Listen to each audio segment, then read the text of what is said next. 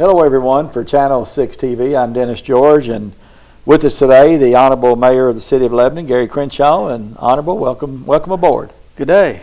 I guess the big news that probably want to talk about today is the city's acquisition of property for perhaps a new city hall down the pike, and I guess we remember the days it was across the street in a very small room and then moved here to the present city hall, and now looking forward, and when people have said something to me, well, don't they have enough room? The city doesn't directly own this building, so you want to talk about that for a minute? And the process you've gone through?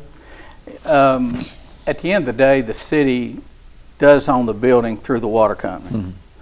Mm-hmm. And because the city owns the water company outright. Mm-hmm. And so if you remember from your history, one of the first city halls was on the second or third store of the Hennings building. Mm-hmm. They met up there. And then I think they built it over the firehouse, over the old firehouse here on Proctor Knott. And then we moved over here. And for years we've needed one. But the city is in better financial condition now, something we've aimed for, all the city councils that I've served with, myself. This coming year we will pay off the last of any notes that we have. What indebtedness, and I noticed that last week in a statement, are you talking park expansion, or go through maybe some of the things you had notes on? Well, if you remember, 12 years ago we bought a new fire truck, cost us almost $1 million. You were on the city council at that time. We purchased the additional parkland for right at $400,000, and then we borrowed $1.2 million to develop what we've got out there. We borrowed about $1.5 million on the matching center square stuff. At the time you were on the city council, we had 2 notes in excess of $1 million on the sewer plant and the new police station. If you remember, we bought that property, and we did that. That was the fire station was around $200,000. The police station was around $200,000. I forget what the land cost. The Arista property, we had almost $400,000 in it by the time we bought it, tore it down, and if you remember, we sold that back to the county for not 1 penny more than what we had in it. And so we're talking somewhere in the neighborhood $4, $5, $6 million that we have encumbered ourselves with for things that were much needed. And we knew and when I say we, I'm referring to the city council, we knew that we had a lot of debt, but we knew we had, as long as we were conservative on our spending, we had the resources to do it. Well, now we've come to the time where that all of that debt's gone, and there are several things now that the city needs to look at. A new city hall, we need to consider a new fire station or a substation out towards Walmart, and we've got 3 major sidewalk projects coming up that will get done, has to be done, but we've got to get some state funding, and we've got to have matching expenditures for that. So we've had a lot of debt over the last 20 years, and we've got it all paid off. We have somewhere in the neighborhood of $1 million, $1.1 million, maybe $1.2 million that we have escrowed over the last, from 2006 that we have, and we need to spend that money on a capital project. We have long needed a city hall. We have no safety here. Anybody that's come into City Hall knows you can walk right in. That's no longer acceptable. It's not the way it was however many years No, and I ago, wished back it in the was. 80s when we moved over here. I wished it was, but you know yourself, you can walk in the back door of the city hall and walk in here and steal any PII file, which is personal information that by law we have to have secured. They're in locked cabinets, but you could come in here and crank them open, and we might not even know about it. You could walk in the back door of City Hall and walk around to the back and do some things that, and we've tried to have security here. We've tried to keep this door locked. It just doesn't work. Well, all right, so for people trying to picture in their minds the property, we get to the end of McBee's, Big Jim's parking lot, the old Galaxy lot, and the end of the city parking lot next to City Hall. Has the city now purchased everything on both sides of the street other than the house down on the corner, or if we wanted to look at it that way? If you would go to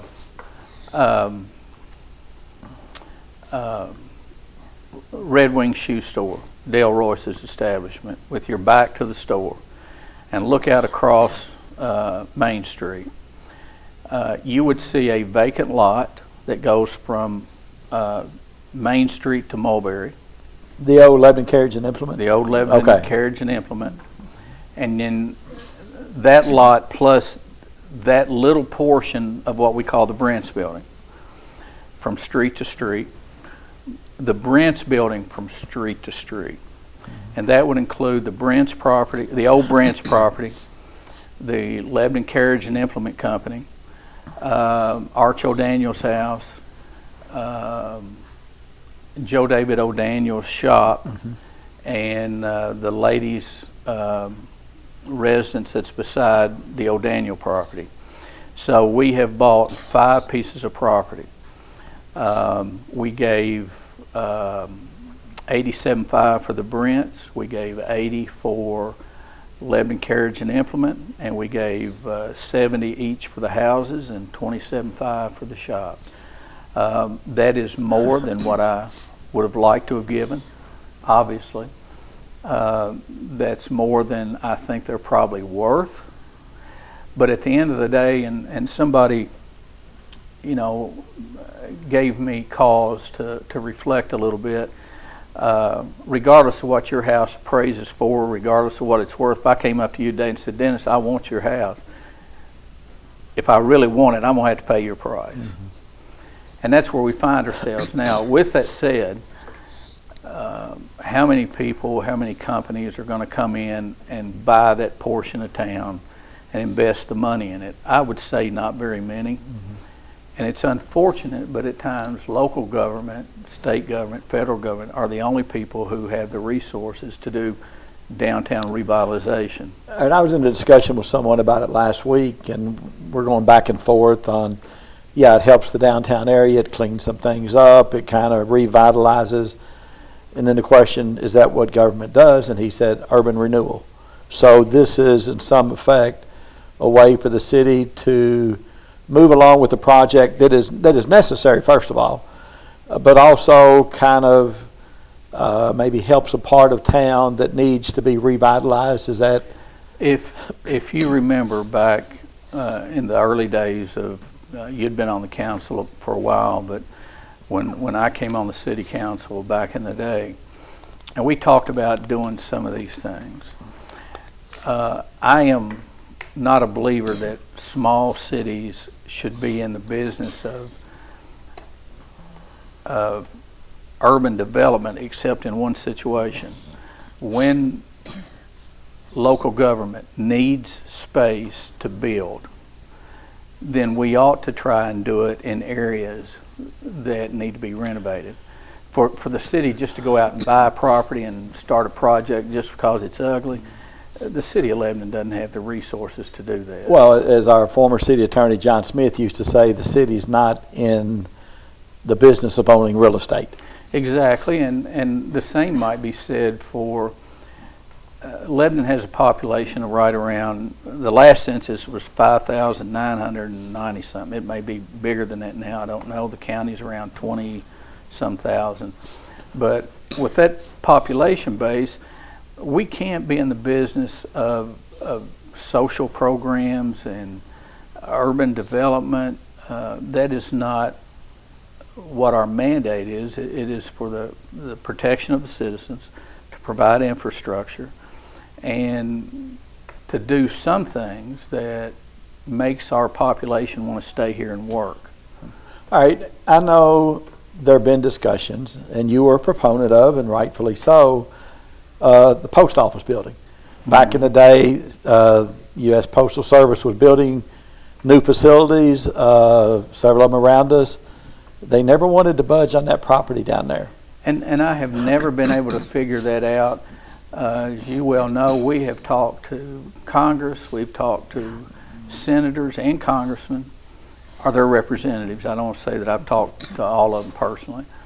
Talked to different regional postmasters. And it is the dangest thing I've ever seen, because we, back and forth, were willing to do a lot of things. And I'll be quite honest with you, and I can say this because I don't believe it would happen. I would trade our property that we've just bought. Now, the city council would have to do this. This is Gary Crenshaw speaking. But I would trade our property that we've got right now and let the postal department have what we've bought. And there's some other property that they could buy right here, right close. Kind of where we're sitting right now in City Hall. Well within their means to do so. If they would give me, or give us, I say the word me, but if they would give us the old postal building, because I think it's worthwhile to save that building. And yeah, we'd have to go in and renovate, but I think it's that important that you keep those structures. And my goodness, it's well kept, but that's just not going to happen. But actually, where you're going now, you'll have room for more parking, which is one problem with the post office. Accessibility can be a little bit tight, even if it was pedestrian or just traffic coming in and out, people wanting to come to City Hall. You'd be a little bit more limited there. With we would, but their parking up there would be sufficient for our employees and the 3 or 4 cars that are always here doing business.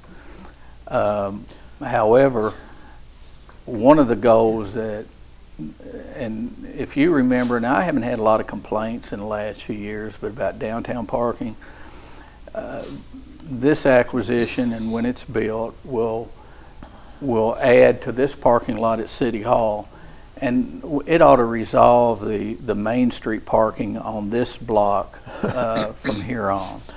Well, I remember the night when the railroad track had been taken up and we're looking for parking. It's like, wait a minute. So you create 30, 40 spots down there that have improved, and this will also add, as you said, to this end of the block in this side. What's the time frame? I mean, obviously you take possession of the property. Do you start demolition? It's not going to happen. It's not something that I would assume if we were sitting here the second week of January in 2017, we're going to be in a different building. Lord, I hope not. Okay. We have closed on the Main Street property, the Brents and the Carriage and Implement Company. We've closed on that. We will be closing on the other 3 properties. We have until the end of January to close. We have already had a phase 1 study done on all the properties, and the one obviously we're most concerned about would be the Brents and the Carriage House property. Because of chemicals and everything they've had. What they've been used for. We've already gotten a certification back that there does not need to be a phase 2. So you remember we had to do a phase 2 down at the Arista property, and it was very expensive. We will, as soon as we close, go out for bids on the demolition of the property. I can't imagine anybody wanting to try to start demolition prior to some better weather coming in. There's a tenant right now in the Brents building that needs some time to get some things, and I met with him yesterday, and it was a very good meeting, and he's a really nice guy, and he's got some plans on, he's going to move to another building here downtown, and which another building being which revitalized. Another building will be used, and so I certainly want to give him sufficient time so that his business is not going to suffer. With that said, as soon as we get a bid and the council approves it or rejects it and we have to go back out again or whatever, we will get the buildings torn down. In the meantime, we will go out for bids on engineering and design. And I've discussed with the council what my thoughts are. They're going to have their thoughts. I've discussed it with Mr. Thomas here, and he's got his thoughts. But I think we all, and I don't want to speak for anybody else, but I think we're all in pretty much agreement that this is one of those things that, like the Judicial Center and the Hergen building, that 50 years from now, you're going to want to go by there and say, man, what a nice building. And some people will within 50 years. Well, we won't. Right. Well, I don't know about you, but I certainly won't. But at the same time, I don't want anybody to think we're going to put, we're going to use standard construction procedures, but the outside needs to look pretty good. And I'm looking at something, a cross between the Judicial Center and the Hergen building, something along those lines that matches that end of town. It'll probably be 2 stories because of the Brent's home, the old Brent's home that's next to it. I think that's what it is. Mm-hmm. It sits up on a hill and it's a tall building, so a 2-story building would probably be better with parking at the back of it and an entrance to the 2nd floor. And I don't know, but it may be that we put the council chambers on the 2nd floor. I really like what the inside of the council, the magisterial chambers looks at for fiscal court, and just some things I would really like, not desk, but individual cubicles for the council members, because it gives them an opportunity to have a little bit more privacy with what their notes are and those kind of things. And then I want to turn them where everybody's looking at each other. Mm-hmm. One of the things that I have always wished for is when we're at the council table is I could turn around and look at the other members of the council so that we can communicate. I don't like the idea of just we're talking out here to the air. It's not conducive to good communications in the chamber. When do you hope to start construction? Best case scenario. If we're very fortunate, sometime in the late fall. If we're not, certainly by the spring of 17. And I have no idea how long construction. If we started early in the spring of 17, by the fall of 17, they would be well on their way, and probably a dedication in the spring of 18. All right, you're looking a few $100,000 in property, demolition. Do you hope to get out of it a little over $1 million, or what? Okay, we've got. I'm sure you all have talked numbers. Roughly, we're at $340,000 for the property. My math wasn't too good in my head there. Yeah, well, it's interesting. We paid $167 for Mulberry Street, and we paid $167 for Main Street. Sounds like collusion. Well, it worked out that way. Now, I don't know what the owners talked about. I'm sure that they may have communicated with each other, but and I'm very grateful to all the owners. Because they thought their property was worth more, and they thought they could get more. We thought it was worth less, and we went back and forth and went back and forth. So I'm grateful that we were able to reach a deal. And don't have any bad taste at all. A lot of times when you're trading cars, you wonder, after you drive away, boy, I made a mistake, right? Yeah. But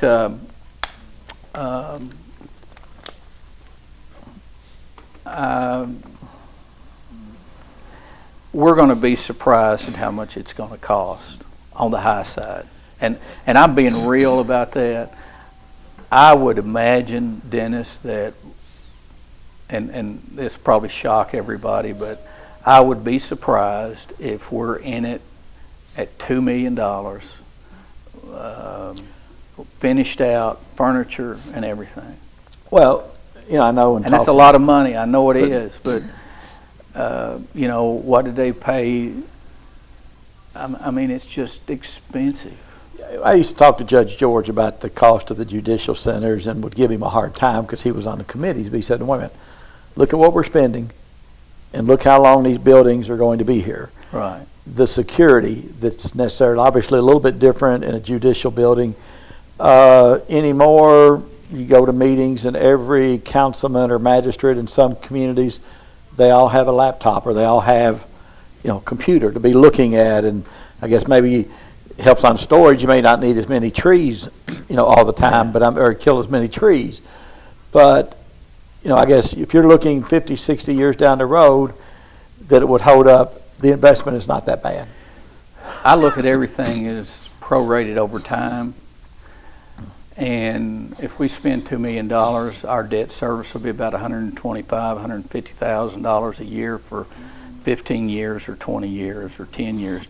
I think we can do better than that. I think we can pay for it in 10. Do you pay some of it in cash with your reserves? Or do you try to just basically maintain where you are? I think we spend every bit of the reserve, every bit of the money that was escrowed from the settlement of the from the annexation. Yeah.